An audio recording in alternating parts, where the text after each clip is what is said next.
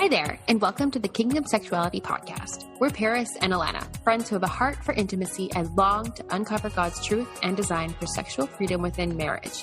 Welcome here. All right, so last week we had Britt and Kyler from Love Your First Year, and it was fantastic, and you guys really appreciated them, and so did we, and they had so much wisdom to share with us, and so of course we had to have them back because they have so many great resources all about, you know, the wedding night, the honeymoon, that kind of jazz. So we're like, okay, well, you guys should just share this wisdom with us and all of our followers so we can just really get this honed in on what you guys actually need to know and what like the practical nitty-gritty stuff is for these exciting moments in your lives. Because if you don't have someone in your life who can share this kind of stuff that maybe isn't really common knowledge, like I don't know how else you can really get this information. So we're here to help you with that. So here are Kyler and Britt and Paris here too. And so let's just chat wedding night. Start. I think we should start there. Let's do it. Okay. So welcome back, you guys. So much. We had a blast with you guys last week and just are so honored that you invited us back again. Yes, we're so pumped. Okay, so we're going to go right off the deep end here into the wedding day and something that we commonly see as a habit that couples often just fall prey to, I think, without realizing it. And it's that so many couples tend to focus so much on the wedding that the rest of everything else is very much forgotten. So it's the forever afters that we should be, really intentionally preparing for. But so much of the pressure is put on the wedding. So what is some major ways couples can really focus on their forever without letting the wedding day take the pedestal of their focus? Yeah, I think that the one thing that we would recommend for everyone, whether you're a Christian or not a Christian, is to go through premarital counseling. Mm-hmm. It's one thing that we are so glad we did, and something that you will not regret at all. Mm-hmm. Yeah, and premarital counseling can look different, right? So I think when we say that, I think the traditional view that like maybe our parents had, or maybe even over the last 10 years, is like 6 to 8 weeks, and it's like a couple hours every single week, and you sit down with this pastor that you've probably never actually met before, and you go through this like old dated curriculum. Well, that like might be the case for some churches or some like premarital counseling programs. There are so many great options out there when we say premarital counseling. There are short weekends, there are online programs that you can take now. So I think that's one of the biggest things that we always encourage couples to do is go through some sort of premarital counseling. It's an investment in your marriage that you just absolutely won't regret later on. Yes. Yeah. I love the idea of like a weekend thing. I hadn't really thought about it, but that would be such a fun way to like really practically get somewhere and get immersed in information. So I like that idea. That's really good. Yeah, that's actually what we did. We did a weekend out in Dallas, and it was so much fun. We had a ton of fun. Learned so much. Yeah, we didn't have the opportunity to go through, we didn't have the time to be able to go through like a full program. Britt was in nursing school when we got married. And so like, it was just really challenging to find nights that worked or like weekends or whatever. And so we actually it was like a Friday evening and then all day Saturday. Mm-hmm. It's like a crash course in everything you need to know about marriage. And we're just like so grateful for that experience in particular. But there's definitely lots like that, whether it's an event or a full day or whatever. It's becoming a little bit more common to kind of take care of it all in one weekend. Yes. And I really love that you shared this because it's important for couples to know that premarital counseling isn't a one size fits all. Like there's options. Like you said, there's stuff virtually. There's stuff you can do online. There's stuff you can travel for. And it's important to find something that really connects with you as a couple, right? Mm-hmm. Absolutely. And I think the one thing that we would add to that is that it's really important to find a biblically based premarital counseling program. There are a lot of like secular programs out there that are great, that teach you a lot about marriage. But I think the fundamentals of what we believe, and I know what you guys believe, is on the Bible, right? And so it's really important to find a biblically focused, Christ-centered premarital counseling program. And there are a lot of really great ones out there for you to choose from. Love that. All right. So What are some words of advice to shower over engaged couples as they head towards their wedding day? Because we know often like couples will start accommodating guests and, really planning their wedding, for other people instead of really thinking about the covenant they're making and the promise to each other and the new life that they're going to make together, right? So how can how can couples that are getting married avoid falling prey to how can they avoid getting distracted, but learn to build and set boundaries around the wedding day? One thing that we did that we are so glad we did is I think a month or two before we talked about we just need to stick together our whole wedding day. You're not going anywhere that I'm not going. If someone wants to take a picture with you, I'm gonna be right there next to you, because one thing we just really didn't want was to go through our whole wedding day and completely miss each other. So I think the other thing too that's really important for couples to understand is it's your wedding and you can do whatever you want, right? There are a lot of traditional things and you need to do this, and grandma's saying this and mom and dad are saying this, and great aunt is saying this, but at the end of the day, it's your wedding day. And that doesn't mean you're obviously gonna disregard your guests. That's still an important part of the day. But when you shift the focus of it's about us and we can do whatever we want, and it's not about following tradition or norms or whatever, it totally shifts it. So for us, one of the things that we did, the traditional view, and this is great if you decide to do this, that's your choice, and that's awesome, is how you see each other for the first time, right? So the traditional view is that you would see each other for the first time when she walks down the aisle. For us, our wedding was at 3:00 in the afternoon, and we knew that I would miss her and she'd miss me for 2/3 of the day. I wouldn't see her on our wedding day until 3:00. And so we ended up doing a first look around 12:30 or 1, which allowed us to spend way more of the day together, our day. So all of our memories of that day are together and not apart. So all that to say, do whatever makes you happy and what makes sense for you and your soon to be spouse. And when you think through that lens, it'll help you really stay focused on this is our day and we're not going to be distracted by other things. Yeah, no, I love that. That's really sweet. That's so cute. Good. I love that. I love hearing other people's wedding day stuff. So do I. We could probably do a whole other episode about that, because it was just we just had a blast. We loved our wedding so much. That's amazing. Oh, I love hearing that. I love it. Okay, so you guys, with talking about those two big things, and obviously to all of our couples listening, we are leaving you guys to do the bulk of the work with this. Have that intentional communication now over your upcoming wedding. Is it focused truly on you guys? Is it not? What are you going to do to revamp that? Are you putting so much focus on the wedding that you're not preparing for your future? We really want you guys to hone in on that, on yourselves, and just take that seriously, because we're getting into the juicy stuff now, you guys. We're going to talk about the wedding night, okay?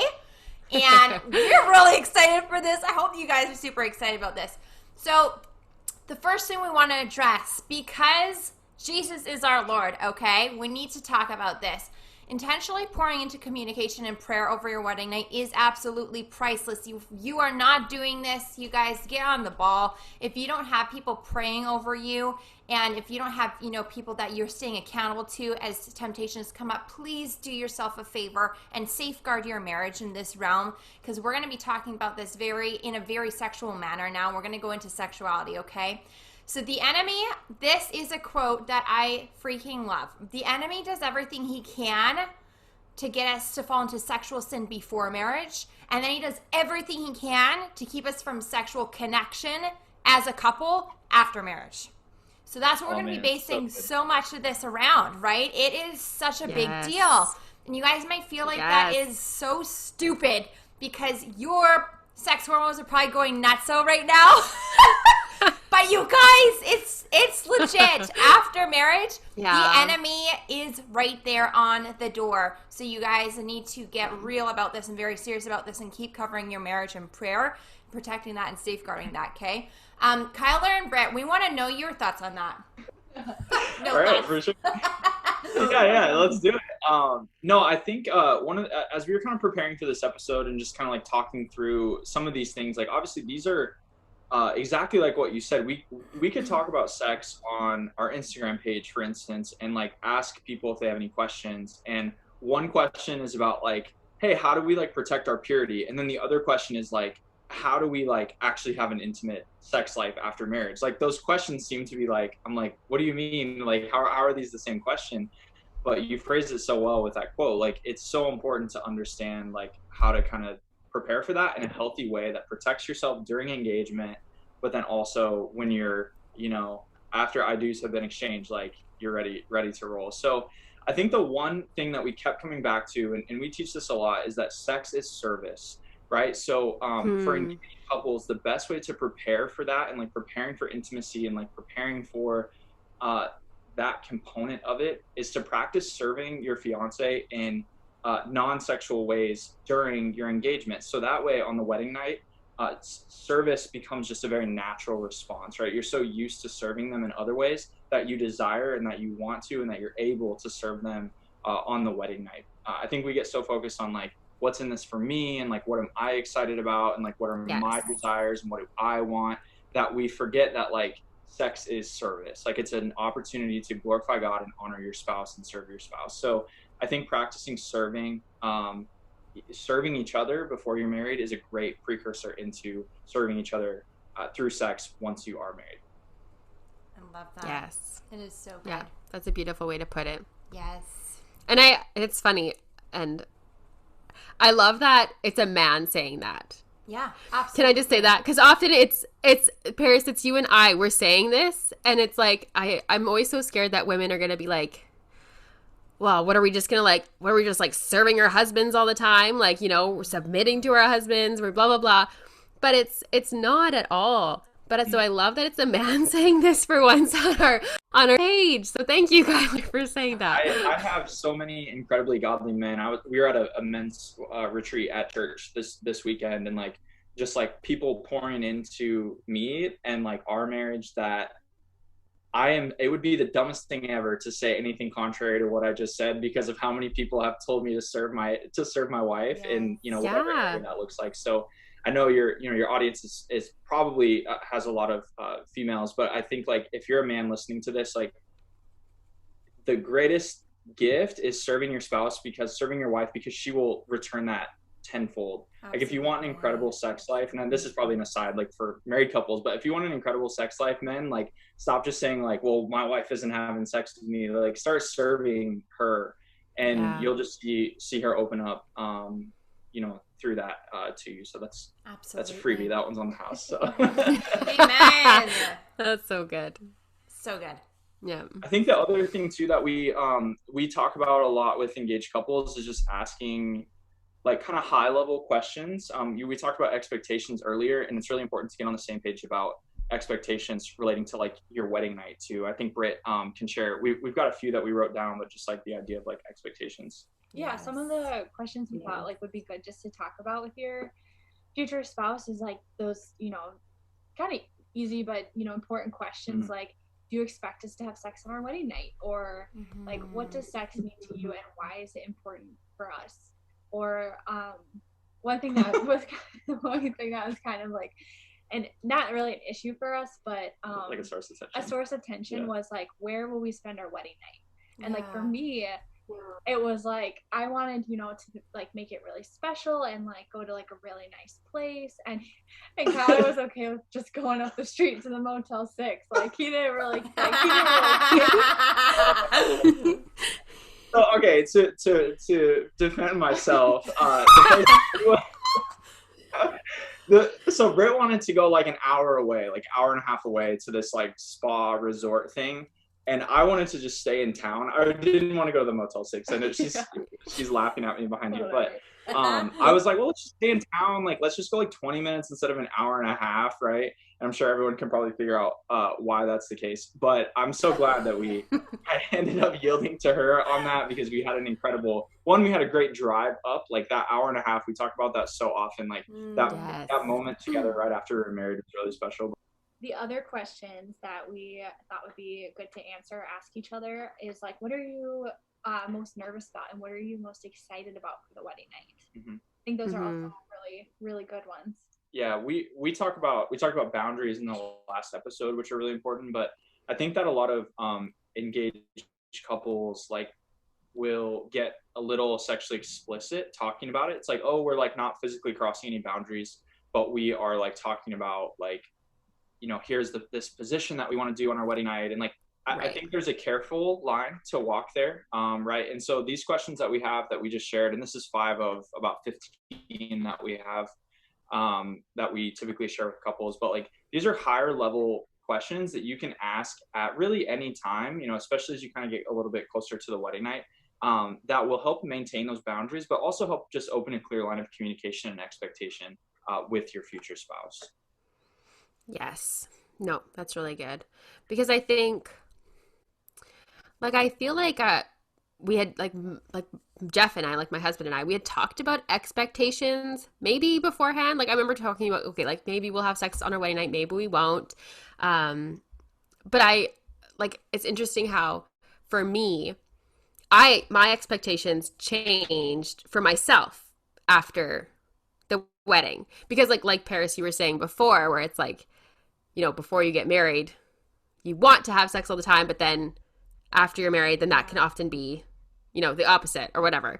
And I just found for myself that I was like, holy moly, like, wait, why don't I want this all the time? I expected I would, but something's different now and I don't know what it is. And so there was this weird transition where it's like, I had to like be like, what just happened with me? Like, why is this different? And I think it would have been really good to just verbalize that a lot more than I did. I think I just internalized it a lot. But so for couples, I would just really encourage you to, yes, have these conversations before you are married, but also have them after. And if anything's changed and if things are different, just also address that as well, if that makes sense.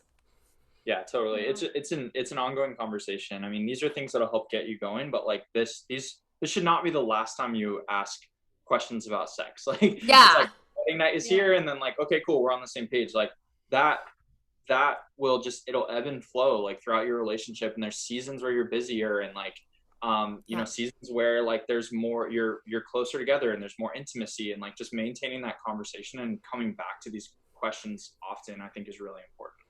Yeah. So if people want to see those expectation questions that you guys have, where would they go to find that? Yeah, so we have an online premarital course on our website, loveyourfirstyear.com, that couples can go through, and it's a bonus resource called The Ultimate Guide to the Wedding Night and the Honeymoon. And so we have 15 questions about the wedding night, we have 15 questions about the honeymoon, and then we've got all kinds of other stuff, like just super practical tips that I'm sure we'll get into a couple of those, as we continue to go through. But we also have a lot of free resources on our website under our intimacy category that talk about sex, and I think we lovingly called them sex expectations last episode, and so I think that's important to go through. But if you want that comprehensive resource, that would be where you find it. Okay, cool. I just wanted to make sure we knew where those would be. Okay. So Kyler and Britt, oftentimes going into the wedding night, we're talking very much into this now. Let's get a little bit more in depth. Women find the first time, okay, especially when we're talking, like, let's talk almost specific to virgins, yes, but also like just into this committed relationship, even if they've been sexually active prior to marriage, okay? So like committing to marriage is a big deal. So there's this whole emotional level on the line too, right?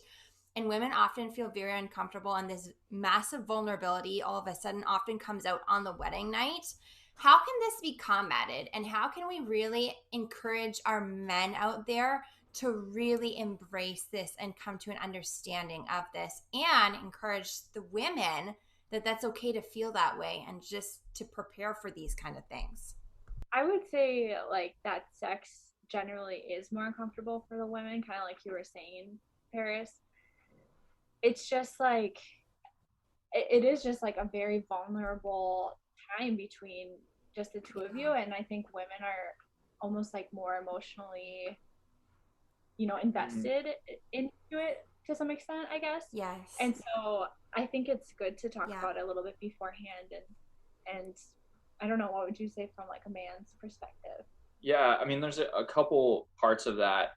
You know, we talked before we started recording about how like there's just so many things that nobody really tells you. Like you like have kind of this idea, and then I into your wedding night, and it's like, oh, like was not expecting that. Like nobody told me about that, right? And so, you know, we've had this. I received this conversation, and I've given this conversation a couple times now.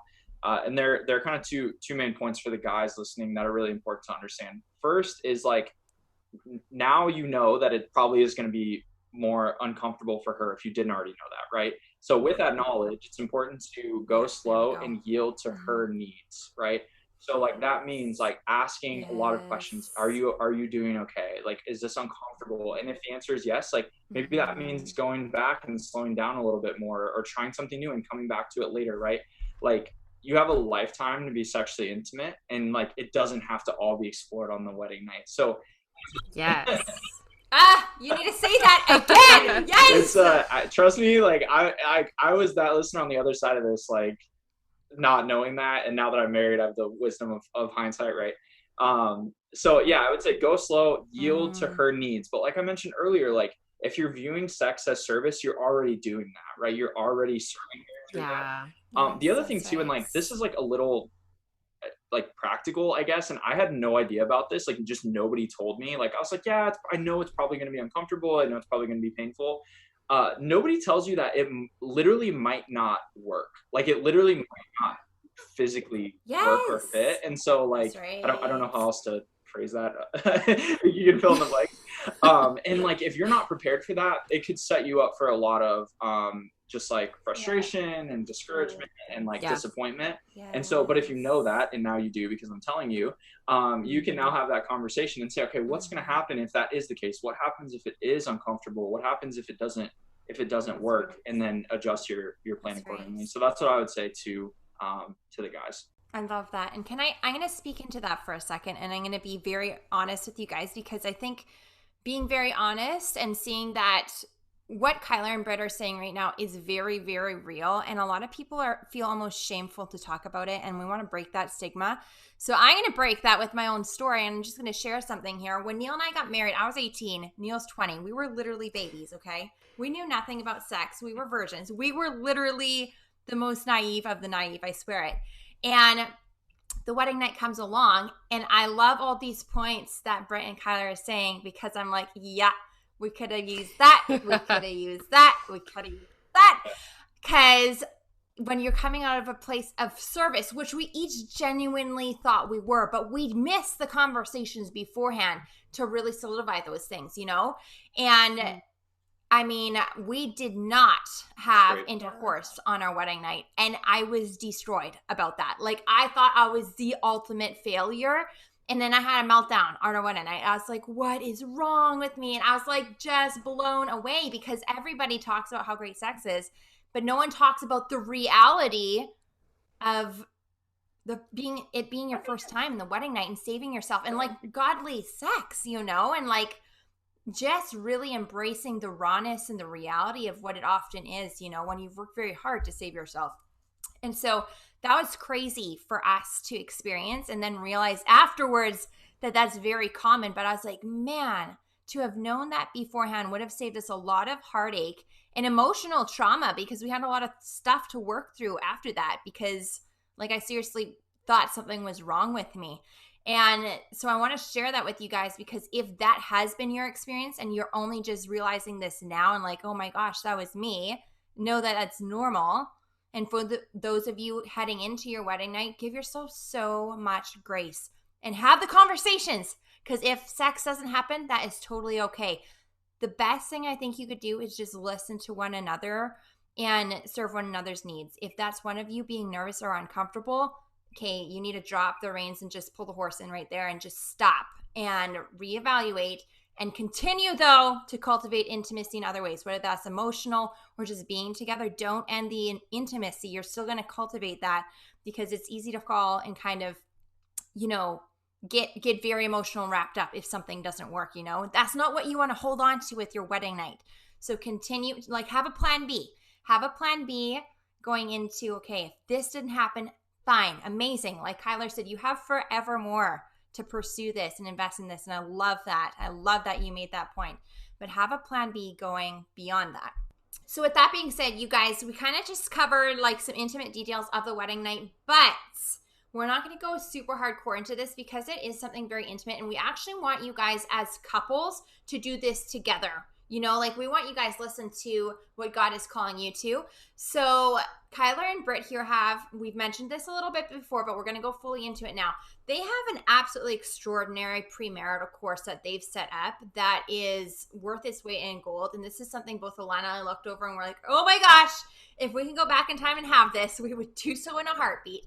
So Kyler and Britt, can you share a bit on this? Because they also have a sweet little deal for you guys too. Yeah, totally. So we have an online premarital course. It's specifically for seriously dating and engaged couples. If you're newly married, it'll be applicable to you in some capacities, but it's really created for that pre-married audience.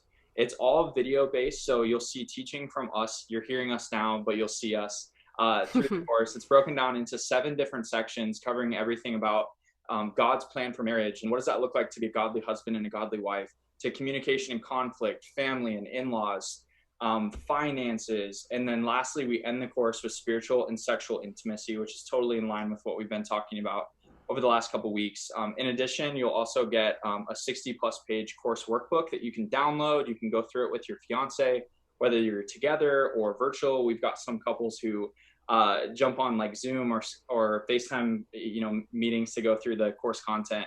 And then we've also got that ultimate guide to the wedding night and honeymoon, where we walk through the practical things that we're kind of not really like super covering today.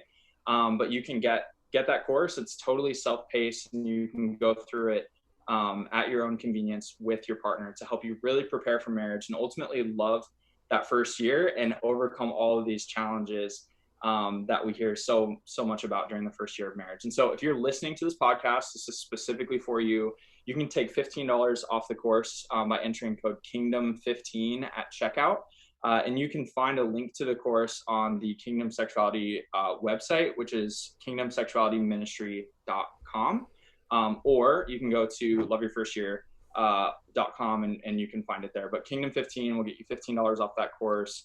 We really just want this course to be a resource for couples to prepare for marriage. Like that's our heart. That's what we've been sharing. And I know you guys are aligned with that. So really appreciate the opportunity to share that with your audience. And we really hope that you and your fiance can go through that and find that preparation to get ready for marriage. Mm-hmm. I'm so excited about this. You guys have no idea what a blessing this is. They're really quick though. There are 2, I don't know if this is something that, could just be answered elsewhere or like just not at all, but I wanted to share this because I just felt like God like kind of just, when we were going through it last week, I just like wanted to share this and I don't know where this fits in anywhere. The question about how am I supposed to prepare when something's been seen as bad my entire life, we get that question a lot, and I'm sure you guys do. Obviously, the fact that it got placed on there, and I don't know where this fits in, and I'm just like throwing this out there so that it's on your radar. But like, I feel like one of the things that we hear a lot is like, there's a difference between guilt and shame, right? And so a lot of couples, I think, experience sexual guilt because they're doing things that are sinful, right? Like something that you shouldn't be doing, and so you're guilty about it. But the other side of that is that shame is an identity issue, right? And so when you have an identity issue, that means you need to go to God and you say, okay, God, who do you say that I am? And God says, I made sex good, right?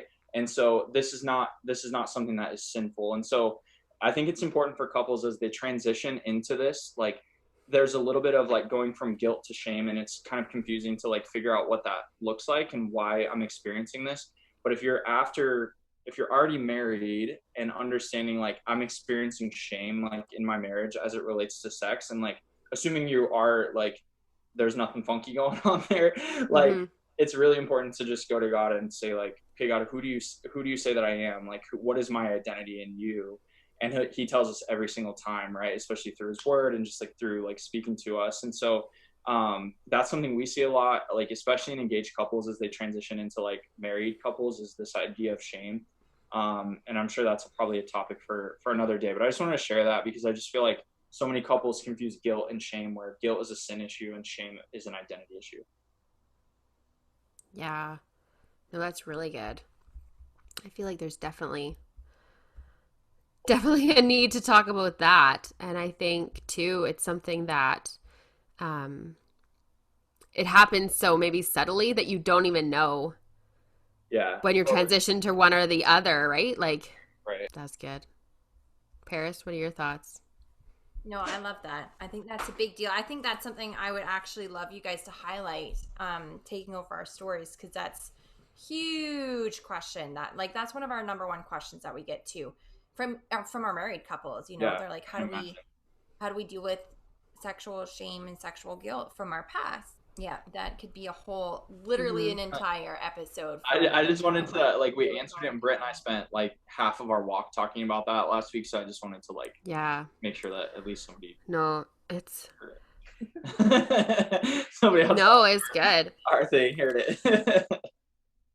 No, it was really, really good, and it's something too. Like, I don't know if I even mentally thought about it, like going through the change, like. Being engaged to being married, like I did have that thing where it's like, you know, the world or like the church or I don't know who is telling you that sex is so bad. And then, somehow then you go to have sex when you're married and you're like, but it's bad, but it's okay, but it's blessed, but it's dirty, but it's not, now it's okay. Like the whole like flipping the switch to. Yeah. Oh, for sure. Britt wrote last week on that, just even that question, like transitioning from abstinence to freedom, like, you know, remember that sex is good. Like we find ourselves just like saying that so many times, like sex is good, sex is good. We say in our course, like we end our sexual intimacy module by saying sex is good, y'all. Like it's literally and, you know, Britt wrote, it's designed by God and it was created to be good. But because God designed sex, he sets the rules for sex. And so it doesn't go from bad to good. It's good in its season, right? And in its boundary, because God desires for us to have an awesome sex life, and he desires for us to be intimate with our spouse. And she wrote this that I love: don't let the enemy rob you from the joy that is sex by trying to produce shame. And I think that's just like so like powerful, because I know so many married couples and engaged couples like really struggle with that. So cool. Shivers. You guys gotta talk about that. That'd be great. I mean, or we could have you at a whole nother episode one day when we do shame. Seriously. Hey, you guys, we have so many other things that we could share with you all. That's why we wanted to drop Kyler and Britt's amazing course at you. So we're going to actually call our quits here. This has been amazing.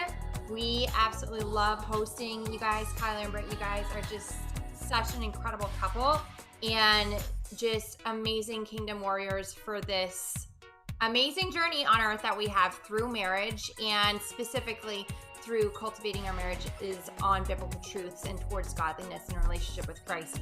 So I want to thank you so much for sharing all of your heartfelt wisdom and experience and passion for this topic, and especially for our dating and our engaged couples. So with that said, you guys have resources to check out and stuff to go get busy with as you prepare for marriage, and we're just praying our blessings over you.